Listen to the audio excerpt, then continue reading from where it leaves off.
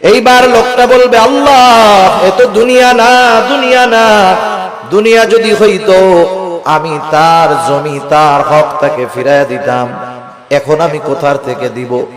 এইবার অভিযোগকারী বলবে, আল্লাহ ঠিক আছে, এটা তো দুনিয়া না, দুনিয়ায় আমার সম্পদ সে দখল দিয়েছিল, আজকে আমার সম্পদের প্রয়োজন নাই, সে আমার দুনিয়ার হকটা তার নেকির দ্বারা মিটায়া দে।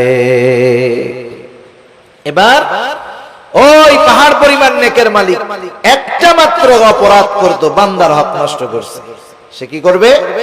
নেকির থেকে নিয়ে এক একজনের হক আদায় করবে। যারা যারা মানুষের হক নষ্ট করে এরা একজনের করে না, বহুজনের করে, ঠিক কিনা বলেন? বহুজনের করে। একের পর এক অভিযোগকারী আসবে আর সে হক আদায় করতে থাকবে। এক সময় পাহাড় পরিমাণ নেক শেষ হয়।